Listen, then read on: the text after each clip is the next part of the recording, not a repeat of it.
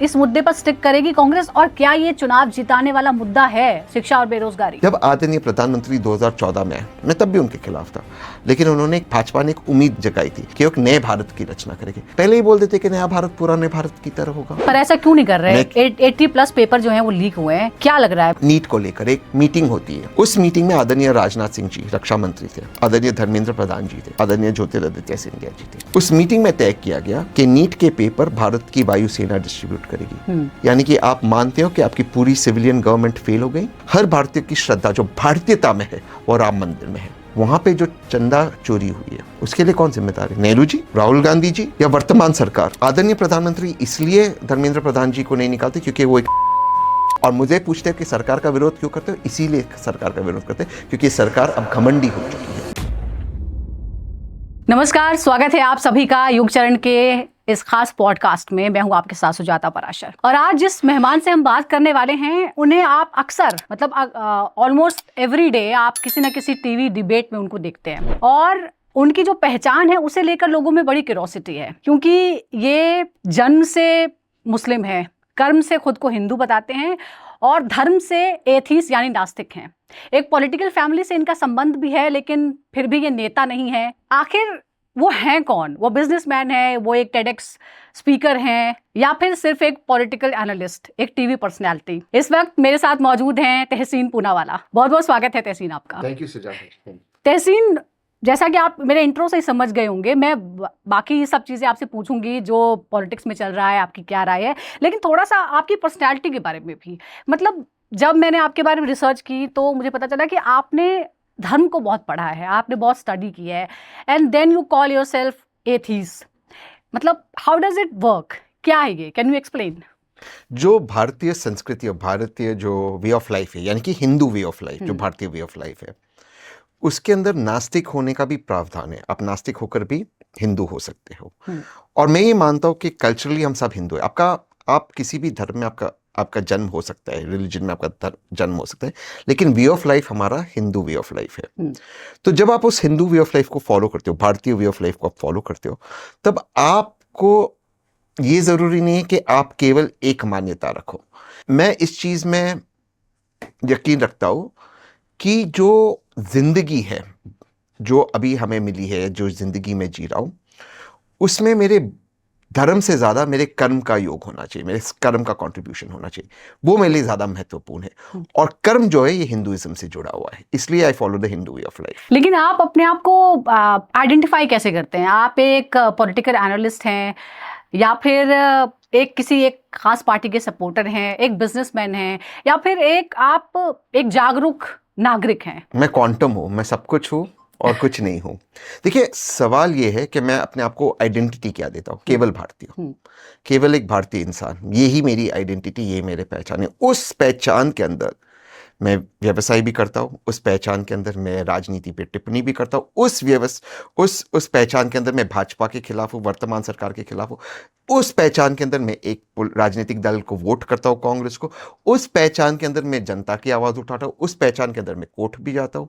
उस पहचान के अंदर मैं अपना कल्चरल और स्पिरिचुअल प्रैक्टिस भी करता हूँ। तो मेरी कोई एक पहचान से मैं सीमित नहीं होना चाहता हूँ। जो मेरी पहचान है वो मेरी पहचान है। अभी जो आपने कहा कि आप किस तरह से सरकार के खिलाफ बोलते हैं या एस्टैब्लिशमेंट के खिलाफ बोलते हैं, आपके हाथ पर एक तिरंगे का टैटू है, और अभी ये जो वक्त है इसमें सरकार का विरोध करना इज इक्वल टू देश का विरोध करना। तो आप इसे कैसे समझते हैं, और पेट्रियोटिज्म जो है वो आपके लिए क्या है? ये सबसे बड़ी मूर्खता होगी कि अगर कोई भी सरकार, मैं इस सरकार की बात नहीं करता हूँ, दुनिया में कोई भी हुकूमत हो, उसको वो समझती है कि वही देश है। मेरा देश अलग है, मेरी सरकार अलग है। देश के लिए मैं जान भी दूंगा और सरकार से मैं हर वक्त सवाल पूछूंगा। यही मेरा कर्तव्य है, और केवल इस सरकार से नहीं, अगर कल हुकूमत में कोई और आए उनसे भी सवाल पूछना मेरा कर्तव्य है। यही मेरा कर्तव्य है। मेरे संविधान के पहले 4 अक्षर है, हम भारत के लोग। ना कि मैं भारत का प्रधानमंत्री, मैं भारत का राष्ट्रपति, मैं भारत के विपक्ष का नेता, मैं भारत का चीफ जस्टिस, मैं भारत का मुख्यमंत्री। हम भारत के लोगों को सबसे ऊंचा स्थान संविधान के निर्माताओं ने दिया है। बाबा साहेब अम्बेडकर ने हमें सबसे ऊंचा स्थान दिया है। इन सब की ताकत हमारे से आती है, इस संविधान से आती है, संविधान की ताकत हमसे आती है। ये सब हमारे सामने झुकते हैं। तो इनसे सवाल पूछना हमारा कर्तव्य है, केवल आदरणीय प्रधानमंत्री जी से नहीं, आदरणीय विपक्ष के नेता से भी, आदरणीय चीफ जस्टिस से भी, मुख्यमंत्रियों से भी ये पूछना मेरा कर्तव्य है और मैं पूछूंगा। और इस कर्तव्य का पालन करने से मुझे कोई भी नहीं रोक सकता है। देखिए, आप अभी थोड़ी सी अग्रेशन कम थी, लेकिन टीवी पर जब आप डिबेट करते हैं तो भी आप ऐसी ही बातें करते हैं।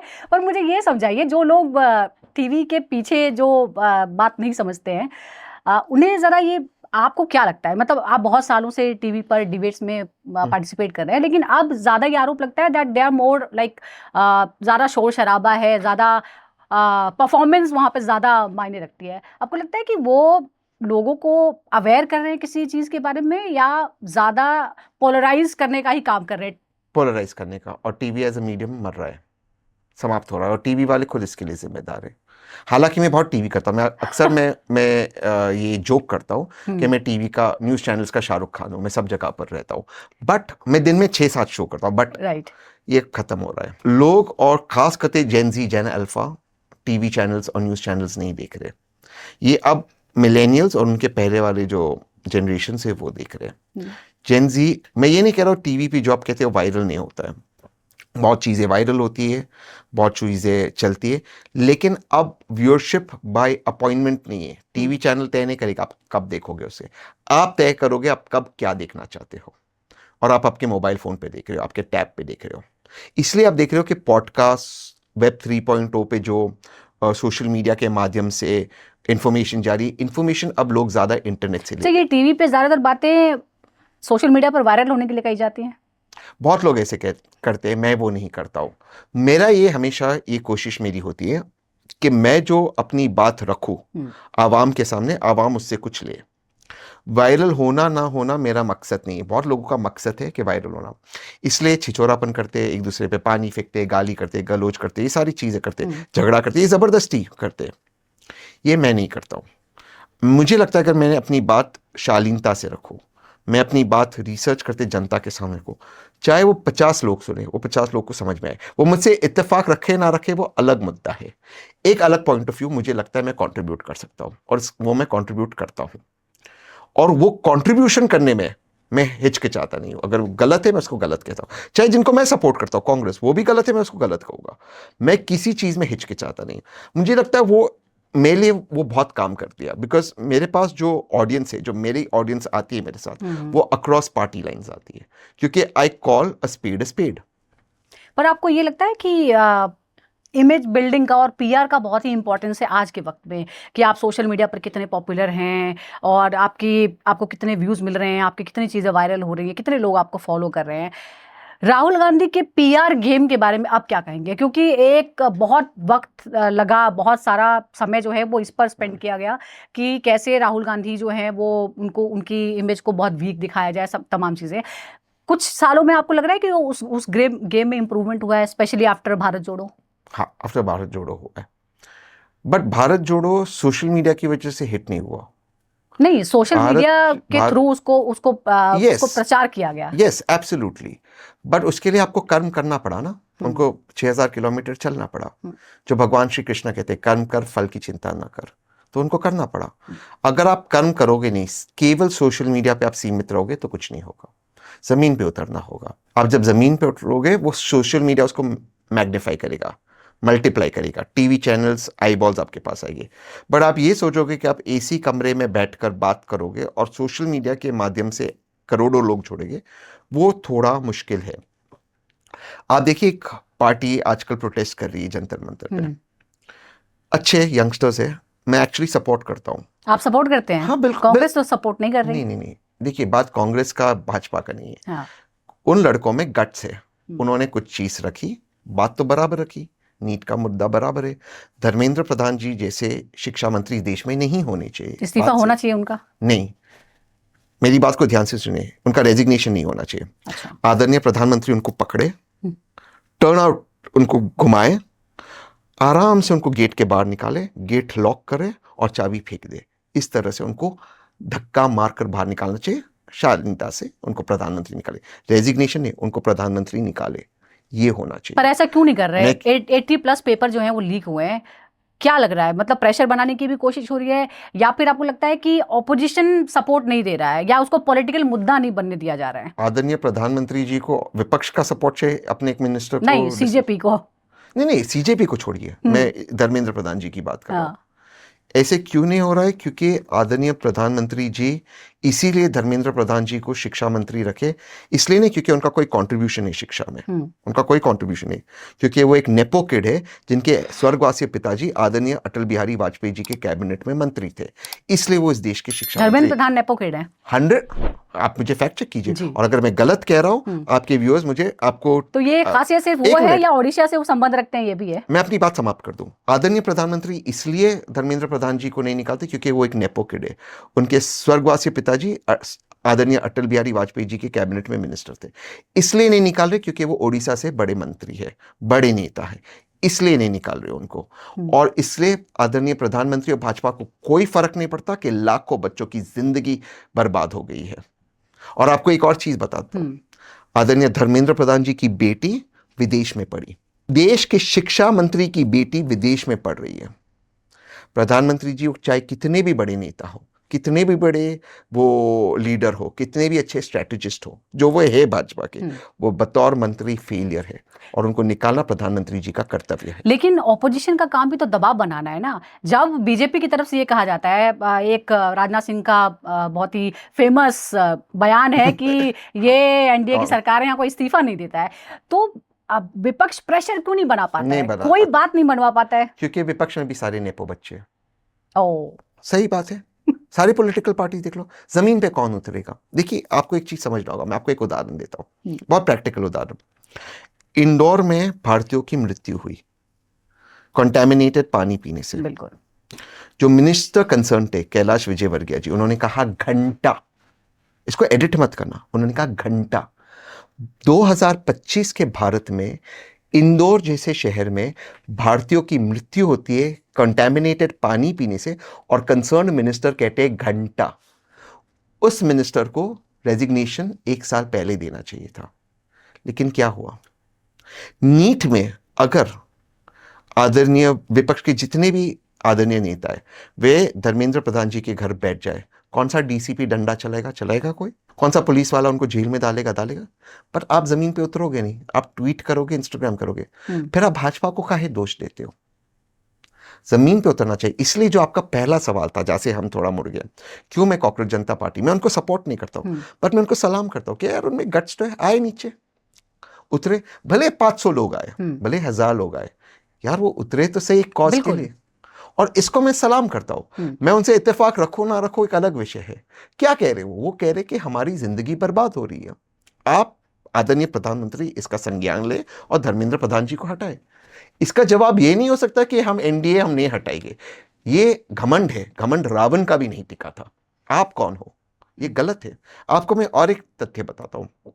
नीट को लेकर एक मीटिंग होती है, उस मीटिंग में आदरणीय राजनाथ सिंह जी रक्षा मंत्री थे, आदरणीय धर्मेंद्र प्रधान जी थे, आदरणीय ज्योतिरादित्य सिंधिया जी थे। उस मीटिंग में तय किया गया कि नीट के पेपर भारत की वायुसेना डिस्ट्रीब्यूट करेगी। यानी कि आप मानते हो कि आपकी पूरी सिविलियन गवर्नमेंट फेल हो गई। एग्जैक्टली। ये तो अपने आप में इमरजेंसी जैसी बात है। बिल्कुल। और जो एनटीए के लोग जिम्मेदार थे 2024 के पेपर लीक के लिए, पेपर में जो दिक्कतें हुई नीट के अंदर 2024 के अंदर, राइट, उसको सजा दी गई, उस ब्यूरोक्रेट को ट्रांसफर करा गया। ट्रांसफर करना कैसी सजा है मुझे नहीं पता, पर पता है उसको सजा क्या मिली? वो प्रिंसिपल सेक्रेटरी छत्तीसगढ़ है। yes. ये क्या मजाक चला है? क्या किसी भी नेता का बच्चा अटकता है? नेता के बच्चे विदेश जाते पढ़ने को, नेता के बच्चे अंग्रेजी में पढ़ाई करते, केवल भाजपा के नहीं, सारे राजनीतिक दलों के। मैं भाजपा पे खाली आरोप नहीं लगा रहा। और यहाँ पे जो मिडिल क्लास बच्चे, गरीब बच्चे, उनकी जिंदगी बर्बाद हो रही है। जिस बच्चे ने सीबीएसई का पेपर लीक निकाला, जिसने सिस्टम में फ्लॉज निकाले, जिसने बताया सिस्टम का वेबसाइट का पासकोड, मैं मजाक नहीं कर रहा हूं, 1 2 3 4 5 6 था, भारत के सीबीएसई के पासवर्ड था 1 2 3 4 5 6, उसको पाकिस्तानी कहा गया उस 14-15 साल के बच्चे को। क्या मजाक बना कर रखा है हमने? और मुझे पूछते हैं कि सरकार का विरोध क्यों करते हो? इसीलिए सरकार का विरोध करते हैं क्योंकि सरकार अब घमंडी हो चुकी है। जब आदरणीय प्रधानमंत्री 2014 में आए, मैं तब भी उनके खिलाफ था, लेकिन उन्होंने एक उम्मीद जगाई थी, भाजपा ने एक उम्मीद जगाई थी कि एक नए भारत की रचना करेंगे। पहले ही बोल देते कि नया भारत पुराने भारत की तरह होगा। पहले ही बोलते कि जो कांग्रेस ने पाप किए, आप उसको पाप बोलते थे भाजपा, हाँ। वो पाप हम करेंगे और हम उसको जस्टिफाई करेंगे, हम सारा दोष नेहरू जी पे डालेंगे। नहीं तो आपने जिस तरह के आपने एक्सप्लेन किया है, ये सिचुएशन है, तो आपने देखा अन्ना आंदोलन जो हुआ उसका माइलेज किसको मिला? उसका माइलेज पूरी भाजपा। तरह से बीजेपी ने उसको उठाया। तो अब इस वक्त कांग्रेस क्या हर कदम बहुत ज़्यादा फूक फूक कर उठा रही है? क्यों, अगर एक ऐसा मुद्दा है, या उसे लगता है कि शिक्षा बेरोजगारी जो है ये चुनावी मुद्दा हो सकता है? क्योंकि राहुल गांधी यूथ से मिलते हैं, अभी वो कोटा भी गए थे, उसके बाद उनके बर्थडे पर एक जॉब फेयर लगाया गया था, बहुत ज़्यादा कवरेज टीवी पर नहीं मिली लेकिन सोशल मीडिया पर बहुत इसकी चर्चाएं हुई। क्या ये इस मुद्दे पर स्टिक करेगी कांग्रेस, और क्या ये चुनाव जिताने वाला मुद्दा है, शिक्षा और बेरोजगारी? हाँ, जेन-ज़ी अब हिंदू मुसलमान की राजनीति नहीं चाहता, वो जाति और धर्म की राजनीति नहीं चाहता। जेन-ज़ी आगे बढ़ना चाहता है।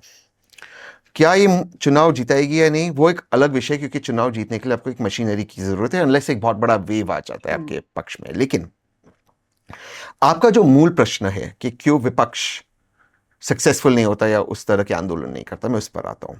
सबसे बड़ी समस्या आज हमारे देश के अंदर एथेनॉल की है, एथेनॉल ब्लेंडिंग पेट्रोल के साथ। 90% गाड़ियां 2023 के पहले की है रजिस्टर्ड, और उसमें एथेनॉल नहीं चलता, इसकी वार्निंग आ चुकी है। तब भी एथेनॉल हमारी गाड़ियों में ठूसा जा रहा है। अगर आप प्योर पेट्रोल खरीदने जाए, एकदम प्योर पेट्रोल बिना एथेनॉल ब्लेंडिंग, तो 165 रुपया करीबन प्रति लीटर है, जो बहुत बहुत बहुत महंगा है। एथेनॉल की पॉलिसी पेट्रोलियम मिनिस्टर अनाउंस नहीं करते, एग्रीकल्चर मिनिस्टर अनाउंस नहीं करते, highway minister Nitin Gadkari ji announce करते हैं। और एथेनॉल के धंधे में उनका बेटा है, ये बेटा बढ़ाओ योजना उनकी चल रही है। अब सवाल आपका है विपक्ष इसका प्रोटेस्ट क्यों नहीं करता, तो मेरी बात को ध्यान से सुनिए। लास्ट वीक मुंबई में एक शादी हुई, एक बहुत बड़ी नेता की पोती की शादी हुई, एक बहुत बड़े मेंबर ऑफ पार्लियामेंट की बेटी की शादी हुई। विपक्ष और सत्ता पक्ष के सभी लोग उस शादी में शिरकत उन्होंने की, नाचा गाया, सितारों को जमीन पे उतारा, 5 स्टार लैविश वेडिंग। वो जो नेता था वो माना जाता है महाराष्ट्र के शुगर किंग है। एथेनॉल में शुगर केन मिल्स का फायदा होता है, किसानों का नहीं। कौन प्रोटेस्ट करेगा, बताइए मुझे, कौन प्रोटेस्ट करेगा? ये सारे मिले हुए जितने भी चीनी के मिल है, किसके? नेताओं के अधिकतर। चाहे आप उत्तर प्रदेश में चले जाओ, ये भाजपा के नेताओं के, या सपा के नेताओं के, या बसपा के नेताओं। चाहे आप महाराष्ट्र में चले जाओ, चाहे कांग्रेस के नेताओं के, एनसीपी के नेताओं के, भाजपा के नेताओं के। चाहे आप कर्नाटक का चले जाओ, कांग्रेस के नेताओं के, भाजपा के नेताओं के, जेडीएस के नेताओं के। कौन करेगा प्रोटेस्ट भाई? जब इन्हीं का फायदा हो रहा है, पॉलिसी इन्हीं के लिए बनाई जा रही है, इन्हीं के बच्चे करोड़पति बन रहे, क्यों वो प्रोटेस्ट करेंगे? आप मुझे बताइए, महाराष्ट्र का कौन सा नेता एथेनॉल के खिलाफ प्रोटेस्ट करेगा? क्योंकि महाराष्ट्र के एनसीपी ही शुगर मिल्स को कंट्रोल करती है। कैसे करेंगे? और उस शादी में सारे लोग सेलिब्रेट कर रहे हैं, मतलब सबके अपने हित हैं, तो कोई भाई हित सबके हैं। तो आपका जो सवाल है कि विपक्ष क्यों प्रोटेस्ट नहीं करता, कैसे करेगा जब उस एथेनॉल पॉलिसी का सीधा सीधा फायदा उन्हीं को हो रहा है, वो करोड़पति बन रहे। किसके शुगर मिल्स? महाराष्ट्र में। तो ये जो चीज है, इसके खिलाफ अब जेन-ज़ी पक गया है, जेन अल्फा पक गया है, वो नहीं चाहता ये। एक चीज पे आप गौर फरमाइए, बार बार भाजपा हिंदू मुसलमान की राजनीति करती है और विपक्ष भी करते हैं। अगर धर्म खतरे में है, अगर इस्लाम खतरे में है, तो ओवैसी साहब के बच्चे तलवार लेकर जमीन पे क्यों नहीं उतरते? वो क्यों जाते विदेश में अंग्रेजी में पढ़ाई करने? अगर हिंदू धर्म खतरे में है, तो भाजपा के नेता के बच्चे त्रिशूल लेकर जमीन पे क्यों नहीं उतरते? वो क्यों जाते विदेश में अंग्रेजी में पढ़ाई करने? अगर कोई भाषा खतरे में, जैसे मराठी भाषा, तो ठाकरे परिवार के बच्चे क्यों जमीन पे नहीं उतरते तलवार लेकर? वो क्यों 5 स्टार होटल्स में एक्टर्स और एक्ट्रेसेस के साथ वाइन और चीज के ऊपर अंग्रेजी में बात करते हैं? अगर आप मुंबई जाकर बॉम्बे बोले, तो राज ठाकरे के जो कार्यकर्ता है, राज ठाकरे जी की जो कार्यकर्ता है, वो आपको पीटेंगे। लेकिन राज ठाकरे जी का बेटा बॉम्बे स्कॉटिश नाम के स्कूल में जाता है, वहां पर आपने तोड़फोड़ क्यों नहीं की? तो जब तक ये हिपोक्रेसी को आप एक्सपोज नहीं करोगे, और ये हिपोक्रेसी सारे नेताओं में है, तब तक देश आगे नहीं बढ़ेगा। और जेन-ज़ी इस हिपोक्रेसी को एक्सेप्ट नहीं कर रहा, और इसका प्रमाण आप केवल श्रीलंका में नहीं देखे, नेपाल में नहीं देखे। और मैं नहीं कह रहा श्रीलंका नेपाल जैसी हालत भारत में होगी, क्योंकि भारत एक लोकतांत्रिक मुल्क है और उनसे ज्यादा मजबूत लोकतांत्रिक मुल्क है। लेकिन तमिलनाडु में इसकी झलक आपने देखी, स्टैलिन के खिलाफ वोट था, उदयनिधि स्टैलिन के खिलाफ वोट था। जब पश्चिम बंगाल में देखा, वो अभिषेक बैनर्जी के खिलाफ तो वोट। तभी तो मैं आपको ये कह रही हूँ कि जब आप जान रहे हैं कि जो नेक्स्ट जनरेशन है वो ट्रेडिशनल राजनीति को एक्सेप्ट नहीं कर रही है, तो फिर आप पीछे क्यों छूट रहे हैं? और कांग्रेस के साथ प्रॉब्लम ये है कि शायद वो वक्त के साथ ताल से ताल नहीं मिला पाई, और अभी जो पिछले 10-15 सालों में जो हमने सिचुएशन देखी है उसका रीजन ये है, वो ये मानते हैं। अब back to Rahul Gandhi and Congress situation. अच्छा, एक इंटरेस्टिंग जो चर्चा अभी चल रही है कर्नाटक को लेकर। मैं भी कर्नाटक इलेक्शन के दौरान मैं वहीं पर थी, 1 महीना मैंने भी वहाँ पे कैंपेन किया था। और 23 में 23 में हाँ, तो आपने किसके लिए कैंपेन किया? नहीं मैंने कैंपेन नहीं किया था, as a reporter I was there for a month. मैं अपने चैनल के लिए कैंपेन कर रही थी। Nice nice one. सो मैं उस टाइम भी बहुत, क्योंकि जब जीत हो गई थी उसके बाद भी बहुत कंफ्यूजन था। हम लोग कभी सिद्धा के घर, कभी डीके के घर, यहाँ चक्कर काटते रहते थे कि कहीं कुछ ऐसा ना हो जाए जिससे सिचुएशन खराब हो जाए, बट वहाँ पे सेटल हो गया। अभी शायद पिछले 15 सालों में किसी कांग्रेस शासित प्रदेश में स्मूथ ट्रांजिशन ऑफ पावर, इसके क्या संकेत है, क्या मायने है? क्या ये राहुल गांधी की लीडरशिप को एक्सेप्टेंस है, या साउथ के दूसरे स्टेट्स में जो रिजल्ट आए उसका एक असर है? नहीं, ये अच्छा किया उन्होंने, और इसकी एक वजह मैं बताता हूँ। DK deserve to be chief minister, no doubt about it. DK jail गए, पहले क्यों नहीं बनाया उनको? नहीं, क्योंकि मैंडेट तब सिद्धरामैया जी के लिए था, और सिद्धरामैया जी टॉलेस्ट लीडर थे कर्नाटका के अंदर, प्लस उनको रिकॉर्ड तोड़ना था देवराजुट्स का। वो बात से नथिंग रॉन्ग इन इट, आप पॉलिटिक्स में माइलेज के लिए हो। बट देखिए, मैं सिद्धरामैया जी के पॉइंट ऑफ व्यू से बोलता हूँ। आदरणीय सिद्धरामैया जी कांग्रेस ज्वाइन की 2006 में, 2026 में 20 साल कांग्रेस में रहे। उसमें से वो करीबन 11 साढ़े 11 साल मुख्यमंत्री है, जो अभी उन्होंने रिकॉर्ड तोड़ा। ठीक है, तो एक राउंड फिगर 11 साल कर देते। 5 साल वो विपक्ष के नेता थे, 2013 से लेते 2018 तक, जब कांग्रेस की सरकार है उसके पहले। 2007 से लेकर 2012 तक, 13 में कांग्रेस की सरकार है, या 8 से लेकर 13 तक, फिर उसके बाद तो वो विपक्ष के नेता थे। तो 20 साल में से 11 + 5 16 साल वो सत्ता में रहे। कांग्रेस में वो 20 साल पहले, तो ऑलमोस्ट 70-80% उनको पावर मिला है, वो टाइम पावर में रहे। तो अब टाइम हो गया कि आप किसी और को पावर दे, तो उसमें कोई गलत बात नहीं। वो आज भी कर्नाटका के सबसे बड़े मास लीडर है, अलॉन्ग विथ येदुरप्पा जी। येदुरप्पा जी का जो कॉम्बिनेशन है वो है लिंगायत का combination plus Bharatiya Janata party का जो थोड़ा कॉम्बिनेशन है, उनके साथ ब्राह्मण जुड़ते, वो is the tallest mass leader. And जो सिद्धरामैया जी का कॉम्बिनेशन हो अहिंदा, उनके साथ है। तो आई फर्मली बिलीव, प्लस उनकी जो शेपर्ड कम्युनिटी है कुर्बा, वो पूरे उनके साथ है। तो he is the tallest mass leader along with Yediyurappa ji. DK on the other hand is an organisational man, वो संगठन को चला सकते हैं। जब भी कांग्रेस को कोई दिक्कत आई है, विधायकों को हटाना पड़ा, विधायकों को ले जाना पड़ा, ही ऑलवेज इन द फोरफ्रंट। ये भी याद रखना पड़ेगा कि वो जेल गए थे कांग्रेस के लिए। तीसरी चीज, वो बॉर्न कांग्रेसी है, उनका जन्म कांग्रेस में हो, उनका वो कोई पार्टी छोड़कर नहीं गए। जब वो जेल में थे ईडी वगैरह उसमें, तो काफ़ी दबाव उन पर बना था, और खुद उन्होंने मुझे बताया कि भाजपा ज्वाइन करें, उन्होंने कभी ज्वाइन नहीं किया। एक बार सोनिया जी उनको आई मिलने के लिए, इस पर वो नतमस्तक हो गए। उन्होंने सोनिया जी के प्रति उनकी पूरी लॉयल्टी प्रियंका जी के प्रति। तो मेरा ये मानना है, मैं कोई उस चीज़ को सेलिब्रेट नहीं कर रहा हूँ, पर आपको लॉयल्टी को रिवॉर्ड करना होगा। तो सिद्धरामैया जी को चांस मिला, बहुत अच्छा उनका टेन्योर था, लॉन्गेस्ट सर्विंग थे। अब डीके का चांस है, और बेस्ट चांस आपका किसके नीचे आपको सरकार आपकी रिपीट हो सकती है। क्योंकि आपका जब सवाल था उसमें एक चीज़ मेरे जहन में आई उस वक्त, 2011 से कोई भी कांग्रेस की सरकार रिपीट नहीं हुई है, राज्य की सरकार, आप देख लेना। केवल कर्नाटका में दोबारा से वो सरकार में, लेकिन बहुमत उनको नहीं मिली थी। सबसे सिंगल लार्जेस्ट पार्टी 2018 में भाजपा बनी थी, जेडीएस के साथ वो आए थे, और कुमारस्वामी जी को मुख्यमंत्री बनाया था। तो कांग्रेस की कोई भी सरकार 2011 के बाद रिपीट नहीं हुई। अच्छा चांस है कांग्रेस की 2028 में सरकार रिपीट हो कर्नाटका में, और उसका बेस्ट चांस मुझे लगता है कि डीकेएस है।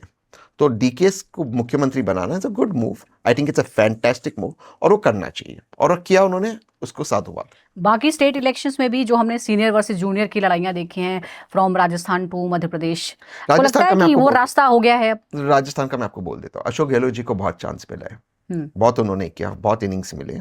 अब सचिन पायलट का चांस है, और अगर कांग्रेस जीतेगी, कांग्रेस राजस्थान जीतेगी, भाजपा का जो शासन है बिल्कुल ही राजस्थान में ब्यूरोक्रेट्स चला रहे।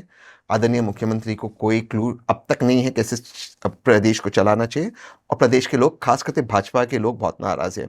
और मैं हैरान नहीं होगा अगर आप इस बार भी चुनाव में कोई ऐसा नारा सुनेंगे, मोदी तुझसे बे नहीं शर्मा तेरी खैर नहीं। अच्छा। तो जो वसुंधरा जी के खिलाफ था। तो अब खैर एनीवेज पॉइंट है कि सचिन पायलट डिजर्व करते हैं मुख्यमंत्री बनना।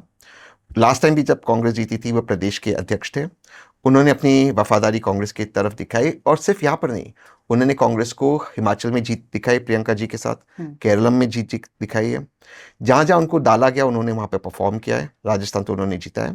और अगर उनको इस बार, मैंने ये बात उनको बोली है, उनकी मेरी मुझे लगता है लास्ट वीक फ़ोन पर बात हुई या 10 दिन पहले, तब मैंने ये बात उनको बोली कि अगर इस बार आप मुख्यमंत्री नहीं बनते तो आप आगे नहीं बन पाओगे। तो क्योंकि एज भी एक फैक्टर है, और प्रदेश में Sachin Pilot cuts across cast and gender, महिला उन्हें पसंद करती है, यंगस्टर्स उनको पसंद करते हैं, और उनकी खुद की तो एक गुज्जर समाज है ही उनके पीछे, बट ऐसा नहीं कि बाकी समाज उनके खिलाफ है क्योंकि वे गुज्जर है। वो उनको एक गुज्जर नेता केवल नहीं माना जाता, उनको अक्रॉस एक... कांग्रेस के बारे में ये कहा जाता है कि उनको बाहर से विरोध की जरूरत ही नहीं है, ये आपस में ही एक दूसरे को निपटा देते हैं। ये लीडरशिप है भाई। आप ठीक है, आप जो भी है, सबकी महत्वाकांक्षा होती है, लेकिन एक समय की एक सीमा होती है और वो खत्म हो गया, you have to draw the line, और वो आपको करना होगा। तो मेरा ये आपके माध्यम से निवेदन है आदरणीय अशोक गहलोत जी को कि बस हो गया सर, अब आपके बाद वैभव गहलोत है, ये नहीं होगा सर, तो सचिन पायलट को आना चाहिए। मैं बहुत क्लियर हूं, मैं कोई चीज को I don't sugar coat it, जो है वो है। अच्छा, कांग्रेस और बीजेपी में सबसे बड़ा फर्क आप क्या मानते हैं? क्योंकि मैं अगर अपने हिसाब से बताऊं, नरेंद्र मोदी। अच्छा, एक लीडरशिप का फर्क है, नहीं, नरेंद्र मोदी जी का फर्क है। लेकिन आपने ये भी तो देखा है ना कि बीजेपी में ऊपर से एक आदेश आता है, उसके बाद एक चू नहीं होती। कोई कांग्रेस से गया हुआ आदमी, टीएमसी से गया हुआ आदमी तुरंत वो चीफ मिनिस्टर बन जाता है, और कहीं कोई विरोध नहीं होता, कोई नारेबाजी नहीं होती। हर प्रदेश में हमने देखा है, एक ऊपर से आदेश आता है, चिट निकलती है और बात खत्म। कांग्रेस में एक अध्यक्ष, प्रदेश अध्यक्ष कुछ भी चुनना हो तो एक हफ्ते तक, छोटे से छोटे हिमाचल तक में ये सब चीजें देखी जा चुकी हैं। इसकी दो वजह है। आज्ञाकारी उधर बीजेपी में ज्यादा आज्ञाकारी लोग हैं, जो कांग्रेस से है वो आज्ञाकारी। Congress is suffering from too much of democracy. नहीं, there is nothing called too much democracy, but ये है कि इसके दो कारण हैं। एक, ऑफ कोर्स कांग्रेस में लोकतंत्र ज्यादा है, लोकतांत्रिक पार्टी ज्यादा है भाजपा से, तो ओपिनियंस ज्यादा आप दे सकते हो फ्रीली। बट दूसरी एक वजह है, देखिए, लोग तभी रिवोल्ट नहीं करते जब तक आप किसी की वजह से चुनाव जीतते हो। जैसे बंगाल में, जो पश्चिम बंगाल में मैंडेट है, शुभेंदु अधिकारी जी के लिए नहीं था, भाजपा के लिए था, उनके टॉलेस्ट लीडर मोदी जी। तो जब तक इन अ वे लाइक फिल्म्स, एक फिल्म स्टार को इतना ज्यादा पैसे क्यों मिलते हैं फिल्म की? वो तभी मिलते जब वो उस ऑडियंस को ड्रॉ कर सकता है। अगर वो नहीं ड्रॉ कर पाएगा, उसको उस तरह की फिल्म रेम्यूनरेशन नहीं मिलेगी। तो पॉलिटिक्स भी वैसी है, अगर आप चुनाव जिता सकते हो तो आप जो कहते हो वो होगा। तो उस कॉन्टेक्स्ट में Modi ji does make you win elections to a certain. देखिए, भाजपा क्या करती है, भाजपा के और कांग्रेस के एक बेस 20। लेकिन अगर मोदी जी की वजह से इलेक्शन जीतते हैं तो फिर तो भाजपा का जो भी कार्यकर्ता पहले से एक्टिव है वो भी बन सकता है नेता। लेकिन चाहे असम हो या फिर पश्चिम बंगाल का जो ताजा उदाहरण है, बाहर से आए लोगों की भी इतनी एक्सेप्टेंस इजीली, क्योंकि आपके पास चॉइस क्या है। और ये बात गलत है। देखिए, मोदी जी ने कहा कि मैं नेपोटिज्म के खिलाफ लड़ूंगा, ठीक है, और कांग्रेस मुक्त भारत करूंगा। हेमंता बिस्वा शर्मा जी कहां से आए? सम्राट चौधरी जी कहां से आए? उनके पिताजी के क्या क्या बयान थे जब कांग्रेस में थे? कौन सी पॉलिटिकल पार्टी में सम्राट चौधरी जी के परिवार ने राउंड नहीं मारा है? शुभेंदु अधिकारी जी कौन सी पार्टी से है? पहले कांग्रेस में थे, उनके पिताजी, वो भी नेपो बच्चे, वो भी नेपो बच्चे, उनके पिताजी भी पॉलिटिक्स में बहुत बड़े पद पे थे, विधायक थे। बहुत लोगों को नहीं पता, वो कोई फर्स्ट जनरेशन पॉलिटिशियन नहीं है। नेपोटिज्म और कांग्रेसिज्म प्रमोट करने में सबसे आगे हमारे आदरणीय प्रधानमंत्री नरेंद्र मोदी जी। किसको? जिनको नेपो किड्स यहाँ के कहते थे भाजपा में, सबको ले लेकर दरवाजा खोले। मतलब कांग्रेस की जो बीमारी है वो बीजेपी में चली गई है पूरी तरह से। अब बीजेपी में टॉप डाउन नहीं है, बट डाउन अप है। अब बीजेपी में देख लीजिए, और आप अगर लोअर लेवल पे देखते हो, कॉर्पोरेशन, पंचायत में सारे पति पत्नी है, सारे भाई बहन है, सारे माँ बाप है, बाप बेटा है, बेटी बाप है। भाजपा में भी सेम सिस्टम चालू हो चुका है। आपकी दिल्ली की बात करूं, बांसुरी स्वराज क्यों है मेंबर ऑफ पार्लियामेंट? क्या है उसका कंट्रीब्यूशन? सच बात है, सिर्फ इसलिए क्योंकि आदरणीय सुषमा स्वराज जी उनकी मम्मी है। वो कुछ भी कह दे, मैंने 11 साल ये परिश्रम किए, ये किए, वो सारे कहने को टिकट उन्हीं को मिला ना, कोई और योग्य कार्यकर्ता को नहीं मिला। तो ये प्रॉब्लम भाजपा में भी आ गई। कांग्रेसिज्म को सबसे ज्यादा प्रमोट आदरणीय प्रधानमंत्री जी ने किया है। सबसे ज्यादा जिनको कहते थे कि यहाँ परिवारवाद है, और सारे परिवारवादों को ले लिया, यहाँ तक कि अब आगे की बात बोलता हूँ, बहुत इंटरेस्टिंग है। जो छोड़ रही थी सबका पसीना, क्योंकि उनके आंखों में था मदीना, जिसके दिल में था खाबा, वो भी गई भाजपा, उसको भी ले लिया भाजपा में, उसको भी ले लिया भाजपा में। तो यही तो, ये कांग्रेस को नहीं सीखना चाहिए कि क्या एक्सेप्टेंस है। आपको चुनाव जीतना है, आपको वो इक्वेशन जो है वो साधना है, कोई मैटर नहीं करता कि पहले उसने क्या कहा है नहीं कहा है। ये मैं मानता हूँ। पॉलिटिक्स में आपको जीतना जरूरी होता है। एक अंग्रेजी में कहावत है, Until the lion cannot write his story, history will always glorify the hunter. जब तक शेर अपनी कहानी खुद नहीं लिखता, हमेशा इतिहास बहादुरी की चर्चा करेगा जिसने शेर का शिकार किया, उसकी या शिकारी की। तो जो जीतता है वही सिकंदर होता है, जो जीतता है वो इतिहास लिखता है। अगर वो साइड जीतेगा, इतिहास वो लिखेगा, जो जीतता है वही इतिहास लिखता है। अच्छा, हमने परिवारवाद जो कांग्रेस से उधर चला गया है इसकी बात की है। एक बीजेपी के कार्यकर्ताओं, उनको जो शौक है ना एक वो हीरो वर्शिप का, या धार्मिक तस्वीरों से अपने नेताओं को जोड़ने का, थोड़ा थोड़ा शायद कांग्रेस भी सीखने लग गया। परशुराम बना दिया बर्थडे पर, और आपके भाई शहजाद ने बहुत आपत्ति की, पूरे बीजेपी ने बहुत आपत्ति की, धर्म का अपमान इसे बताया। क्या लग रहा है ये मतलब ये ठीक है, या ये बीजेपी के पिच पर उतरने वाली बात है, जहां पर जो उनका मजबूत गढ़ है वहां गए तो फिर फिसल जाएंगे? मैं एक राजनीतिक विश्लेषक हूँ, हाँ, चाहे मैं कांग्रेस को वोट करता हूँ, तो मैं इसको एक एनालिसिस एमएमए की तरह देता हूँ कि मैं एमएमए फाइट करता हूँ। मैं अभी 2 साल से मैंने फाइटिंग नहीं की, रिंग में नहीं उतरा हूँ, बट मैं फाइट करता था। तो मेरे ओपोनेंट अगर बहुत स्ट्रांग है बॉक्सिंग में, एमएमए में हर टाइप का मार्शल आर्ट चलता है, या जूडो में, मैं कोशिश करता हूँ कि मैं उसको रेसलिंग में ले जाऊँ। मैं ग्रैपलिंग में बहुत अच्छा था, क्योंकि मेरे स्ट्रांग पिच पे खेलो। अगर मैं उसके साथ बॉक्सिंग करूँगा, जाहिर सी बात है वो मुझे ज़्यादा नुकसान पहुँचाएगा कंपेयर टू मैं उसको कितना पहुँचा सकता हूँ। तो मेरी कोशिश होती थी कि मैं टेक डाउन करूँ और रेसलिंग करते ग्रैपलिंग में उसको हराऊँ। अनलेस ऑफकोर्स वो एक नेशनल रेसलर था और मैं जानता हूँ कि रेसलिंग में, तो मेरी कोशिश होती थी कि उसके वीक पॉइंट पे उसको हर्ट करो। अगर मुझे पता है कि उसके पैर में कहीं इंजरी था, काव्स में था, तो वहां पर उसको अटैक करो। तो मैं उसको स्टडी करता था, उसको उसके पिच पे मैं नहीं खेलता था, मैं अपने पिच पे खेलता था। ठीक है, पॉलिटिक्स भी ऐसा होना चाहिए। अगर आप भाजपा के पिच पे खेलोगे, ओरिजिनल ऑलरेडी है, आप देश को अलग क्या दे सकते हो? मैं ये नहीं कह रहा हूं कि धर्म इस मुल्क में इंपॉर्टेंट नहीं है, धर्म बहुत ज्यादा इंपॉर्टेंट है, लेकिन भूख हिंदू को भी लगती है, मुसलमान को भी लगती है। नौकरी मर्द को भी चाहिए, महिलाओं को भी चाहिए। उत्तर भारत के भारतीयों को भी एक अच्छी जिंदगी बितानी अपने परिवार के लिए, और दक्षिण भारत के भारतीयों को भी एक बेहतर जिंदगी अपने परिवार के लिए उसको बनाना है। इन कॉमन पॉइंट्स पे आप लड़िए, धर्म पर मत जाइए, क्योंकि जब आप धर्म पे जाओगे वहां पर एडवांटेज भाजपा होगा। सिर्फ वो नहीं, भारत धर्म जो है वो घर में है। धर्म जो है आपकी आस्था का मामला होना चाहिए, धर्म पर पॉलिटिक्स नहीं होनी चाहिए। अगर धर्म पर पॉलिटिक्स होती है तो फिर देश आगे नहीं जाएगा। और मैंने परसों न्यूज़ 18 इंडिया में, चैनल का नाम देता, आप चाहे तो उसको एडिट कर दो, एक मौलाना साहब थे, उन्होंने कुछ कहा कि पॉलिटिकल, मैंने कहा आपके ओपिनियन को, मैंने मौलाना साहब का आपके ओपिनियन को, पॉलिटिकल ओपिनियन को मैं टॉयलेट पेपर की तरह मानता हूँ और उसको मैं फ्लश डाउन करता हूँ। आप मौलाना हो, आप मस्जिद में अच्छे धर्म की चीज़ सिखाइए, आप इस्लाम की चीज़ सिखाइए, वहाँ पे आपका स्वागत है, इस्तकबाल है।